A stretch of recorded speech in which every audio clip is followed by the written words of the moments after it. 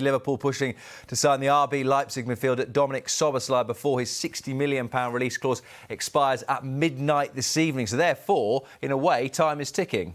Time is ticking to get this deal done. However, of course, the deal can still be done. What Liverpool effectively need to do is say to RB Leipzig, we will be paying the release clause, and then that will buy them some time to talk about the structure of payments and the deal. If they hand over the money immediately, there's no question. RB Leipzig have no position to negotiate. It's quite simple. The release clause is the release clause. However, Liverpool won't be paying all that money up front. They'll be looking to structure it over some time, like most deals are done. So that's where the sort of pace needs to be hurried up from Liverpool if they're to get this deal done, because after midnight tonight, if they don't have an agreement in place, they can still buy the player, of course. However, it may cost them a lot more money. So that's the latest situation at the moment. We're still waiting for developments on this one. At one stage yesterday, it looked like it wouldn't happen. And then this morning, we're being told this deal is very much on as far as Liverpool are concerned. And Jurgen Klopp is looking to strengthen his side. 22-year-old midfielder. You can see from some of the goals he scores here,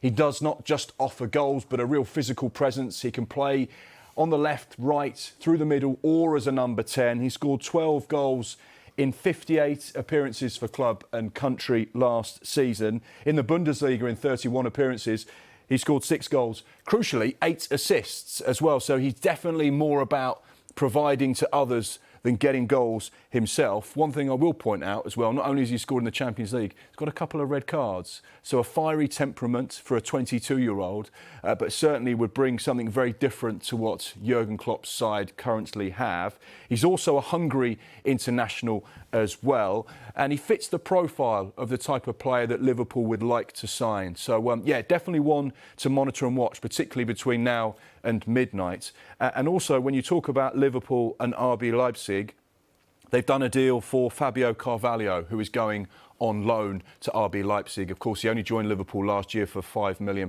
from Fulham. Very highly rated youngster. However, hasn't got the game time he would have perhaps liked. He has scored a couple of goals in the Premier League, but only 4 starts. But he's going to go there. No option to buy. This is just a straight loan. Liverpool still feel very much that he's a part of the future at Anfield, but just needs some game time. So whilst you've got RB Leipzig at the table talking about Carvalho, that's where the conversation... Stick around and carry on chatting, basically, Mark. That's what you're saying. Szoboszlai as well. So that's what's happened there. So we're still waiting for crucial developments on this one, and we're keeping our eyes on the deal because, obviously, Jurgen Klopp wants to strengthen in midfield, and Dominik would be a key player for him. So Jurgen Klopp wants to strengthen in midfield. Erik ten Hag is strengthening in midfield. That fella, when's it going to be confirmed? I don't think we're going to see any confirmation on this one anytime soon. Of course, there is a relaxed nature to both Manchester United and Chelsea. The deal has been agreed, £55 million plus £5 million in add-ons. It's now just a case of Mason Mount working his way up to Manchester for the medical, and then, of course, agreeing personal terms, which we're not expecting to be a problem. I'd be surprised if it happened before the weekend. There's still a little bit of things to be sorted out on this one as well from Mason's side. But yeah, nothing to worry about as far as Manchester United fans are concerned. I know they're desperate to see the official announcement. We're not expecting that anytime soon. But at the beginning of next week, I'd imagine we'll be talking about deal agreed, here's the confirmation, and Mason Mount is a Manchester United player. And one other thing that we've been reporting today is that Manchester United, now having pretty much sorted Mount out, will be pressing on with other areas of the pitch. The goalkeeping position is an interesting one because David de Gea, as of midnight tonight, is technically no longer a United player. Absolutely, because his contract expires. It's been a little bit of an ongoing saga, hasn't it? Because David de Gea has some agreements in place with United over the course of the last few weeks and months. However, despite him agreeing to certain terms moving forward, Manchester United haven't agreed. So therefore, the contract has been running down. And like you rightly say, expires tonight. We know that Manchester United are keen to try and tie up a new goalkeeper. Talks continue between the club and Inter Milan over Andre Onana, who is a player that Erik ten Hag knows well, having worked with him before at Ajax.